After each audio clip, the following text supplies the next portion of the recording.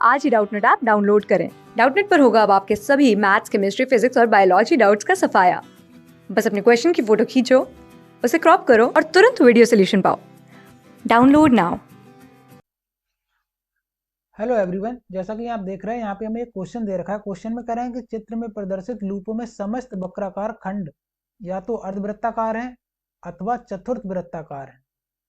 कहा समस्त लूपों से समान धारा प्रवाहित हो रही है। इनके केंद्रों पर चुंबकीय क्षेत्र के परिमाण V1, V2, V3 एवं V4 हैं। तो हमें ऑप्शन दे रखे हैं चार, कह रहे हैं कि V4 अधिकतम है, दूसरे में कह रहे हैं V2 न्यूनतम है, सी में एक ऑर्डर दे रखा है चुंबकीय क्षेत्र का, डी में भी एक ऑर्डर दे रखा है हमें। चार ऑप्शन इधर है, कह रहे हैं ए तथा बी सही होगा, ए बी सी सही होगा, ए तथा सी सही होगा या बी तथा डी सही होगा। तो देखो इसको हम करते हैं सॉल्व। तो पहले की वजह से हमें B1 दे रखा है पहले वाले, तो हम पहले वाले चित्र में B1 कैलकुलेट करते हैं। ठीक है, तो अर्धवृत्ताकार है, देखो ये वाला एक बार, ये यहाँ से यहाँ तक ये कैसा है, अर्धवृत्ताकार। तो हम जानते हैं कि अर्धवृत्ताकार की वजह से जो चुंबकीय क्षेत्र होता है वो कितना होता है, म्यू नॉट I/4R। ठीक है, आर क्या होता है उसका, रेडियस, त्रिज्या। तो यहाँ पे कितना दे रखा है इसका त्रिज्या, यहाँ से यहाँ तक ये देखिए ए दे रखा है। ठीक है, तो ये होगा ए।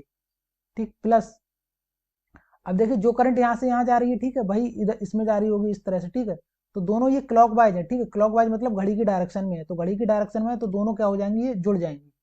ठीक, दोनों जुड़ जाएंगे। तो इसकी वजह से इसमें देखो रेडियस कितना दे रखा है, ये त्रिज्या बी दे रखी है, तो इसकी वजह से भी कुछ मैग्नेटिक फील्ड आएगी जो कि इसमें ऐड हो जाएगी। कितना, म्यू नॉट I/4R। अब यहाँ पे आर कितना है, बी। ठीक, तो ये तो हो गया B1, हमने B1 कैलकुलेट कर लिया। अब हम क्या कैलकुलेट करेंगे, B2। तो B2 देखिए इस वाले में कैलकुलेट करेंगे तो पहले बाहर वाले की वजह से, देखो ये बाहर वाला है, इसकी वजह से ठीक है क्या होगा, सेम जैसे उसमें हुआ। तो B2 कैलकुलेट करेंगे, B2 कितना हो जाएगा, अर्धवृत्ताकार की वजह से म्यू नॉट I/4R। आर यहाँ पर भी कितना है, ए। ठीक, अब देखो यहाँ पर करंट किधर जा रही है, क्लॉकवाइज जा रही है। ठीक, यहाँ पे करंट जो है वो क्लॉकवाइज है, और जैसे ये करंट इसमें आएगी फिर ये इधर से जाएगी, इधर से इस तरह से जाएगी। ठीक, अब जब इस तरह से करंट जाएगी तो ये कैसी जा रही है, घड़ी के विपरीत डायरेक्शन में जा रही है, यानी एंटी क्लॉकवाइज जा रही है। जब घड़ी के विपरीत डायरेक्शन में जा रही है तो ये दोनों मैग्नेटिक फील्ड घट जाएंगे। ठीक है, तो ये माइनस साइन के साथ आ जाएगी यहाँ पे, एक पेज के अंदर होगी और एक पेज के हमारे बाहर होगी। तो ये बाहर की तरफ कितना आ जाएगी, म्यू नॉट I/4R। यहाँ पे अब कितना हो गया है, बी। ठीक, तो ये आ गई V2 की वैल्यू। अब हम इसी तरह से B3 और B4 कैलकुलेट करेंगे। अब B3 में देखो यहाँ पे क्या है, यहाँ से लेके यहाँ तक तो इसमें भी सेम है। ठीक है, ए रेडियस है, ए त्रिज्या है, तो यहाँ पे B3 निकालने के लिए ये तो सिंपली भाई हो जाएगा म्यू नॉट I/4A। ठीक, फिर इसमें क्या हो रहा है, इसमें फिर से क्या हो रहा है, ये घट रहा है। देखो इधर तो ये क्लॉकवाइज हो गया, फिर इधर से एंटी क्लॉकवाइज, घड़ी के विपरीत डायरेक्शन में करंट जा रही है, यहाँ भी विपरीत डायरेक्शन में करंट जा रही है, तो इसकी वजह से घट जाएगी। अब ये क्या है, ये चौथा हिस्सा है सर्किल का। ठीक है, तो इस सर्किल का चौथा हिस्सा है, तो इसकी वजह से कुछ आएगा, घटेगा। कितना घटेगा, चौथे हिस्से की वजह से म्यू नॉट I/8R हो जाएगा। 8R मतलब 8, और आर कितना हो गया यहाँ पे। अब यहाँ पर तो हमें दे रखा है बी, ठीक है, ये वाला बी, तो इसकी वजह से अगर इतने इतने की वजह से लिखेंगे तो यहाँ पे 8B हो जाएगा, और माइनस यहाँ पे घट जाएगा, और म्यू नॉट I/8। अब यहाँ पे देखिए ए बी है और ये वाली रेडियस कितना है, ए है, और तो ये वाली कितनी होगी, ये वाली ए और बी के कुछ बीच में होगी। ठीक है, तो हम मान लेते हैं ए और बी के बीच में कुछ सी होगा। ठीक, तो ये वाली सी लिख दी हमने यहाँ पे। ठीक, अब हम B4 कैलकुलेट कर लेते हैं यहाँ पे। तो B4 देखो कैलकुलेट करेंगे यहाँ पे B4। तो B4 कैलकुलेट करने के लिए सिंपली हमें फिर से क्या करना पड़ेगा, ये तो देखिए अर्धवृत्ताकार है, ए रेडियस का ऊपर वाला है। ठीक, तो इसकी वजह से तो सिंपली आराम से हम लिख देंगे म्यू नॉट I/4A। ठीक, अब प्लस इसमें क्या ऐड हो जाएगा, ये वाले दो, ये वाला है कितना, चौथा हिस्सा है वृत्त का, वृत्त का एक चौथा हिस्सा है, तो इसकी वजह से कितना हो जाएगा, बी रेडियस का है, म्यू नॉट I/8B।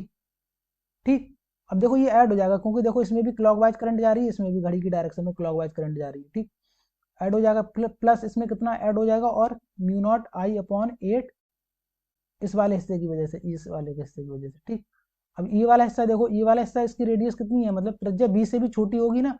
देखो बी यहाँ पे आ रही है, यहाँ से लेके यहाँ तक, लेकिन ये वाली बी से छोटी होगी, तो बी से छोटी हम मान लेते हैं कुछ डी होगी यहाँ पे। ठीक, तो डी। अब इन चारों में हमें देखना है कौन सा बड़ा होगा कौन सा छोटा होगा, वो ऑर्डर हमें लगाना है। तो हम यहाँ से देख सकते हैं इजिली कौन सा बड़ा होगा कौन सा छोटा, बस हमें वो ऑर्डर अपना निकालना है। तो देखो इनमें सबसे बड़ा कौन सा होगा, ए, B1, B2, B3, B4। तो सबसे बड़ा इसमें देखो हो जाएगा हमारा B4। B4 सबसे बड़ा हो जाएगा, ये वाला। क्योंकि देखो इसमें ये वाला पार्ट तो सब में कॉमन है, ठीक है, ये वाला, तो इसको तो हम हटा ही देते हैं, ठीक है, ये कॉमन है सब में, ये वाला देखो, ठीक है। बाकी इसमें कितना ऐड हो रहा है, mu naught I upon 4b, और इसमें mu naught upon 8b plus mu not upon 8d, ठीक है। नीचे क्या आ रहा है, छोटा टर्म आ रहा है डी। डी किससे छोटा है, जब नीचे छोटा टर्म है तो ऊपर ये वाला टर्म बढ़ जाएगा ऑल ओवर, ठीक है, क्योंकि डी है, डी क्या है, छोटा है बी से, तो ये ऑल ओवर टर्म बढ़ जाएगा। तो B4 कैसा हो जाएगा हमारा, मैक्सिमम। तो हमारा ए ऑप्शन सही हो जाएगा।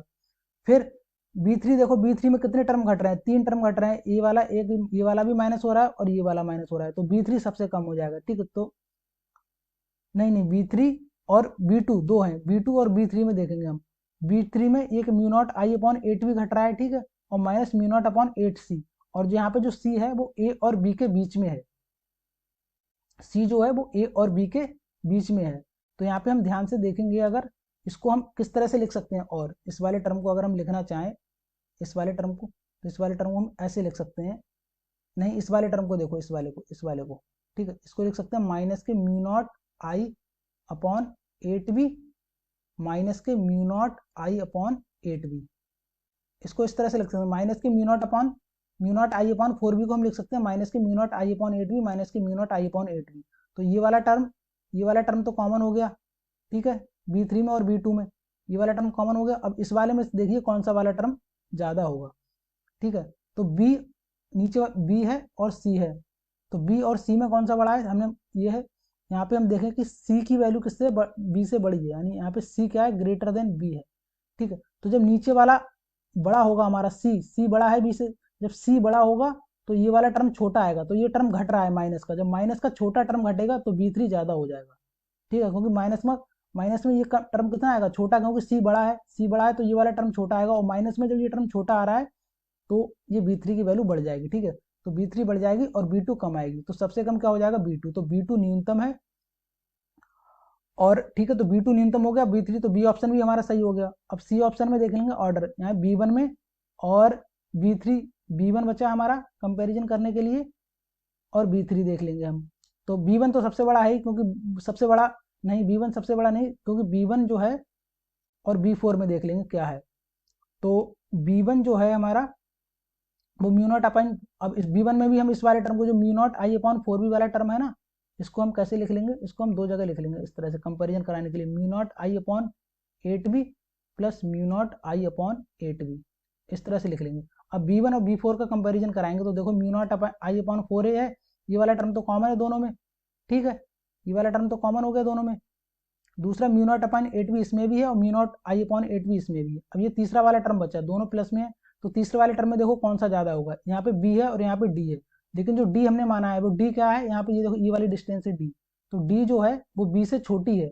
जब D छोटी है तो ये वाला टर्म ऊपर वाला मैक्सिमम आएगा, ये वाला टर्म, क्योंकि जब D छोटा होगा तो ऊपर वाला टर्म मैक्सिमम आएगा, तो B4 हमारा मैक्सिमम हो जाएगा सबसे। तो C ऑप्शन भी सही हो जाएगा, B4 बड़ा होगा किससे, B1 से, और B2 हमारा सबसे छोटा हो जाएगा, और B3 यहाँ पे आ जाएगा, ठीक है। तो A B C इसमें तीनों ऑप्शन हमारे सही हो जाएंगे, ठीक है।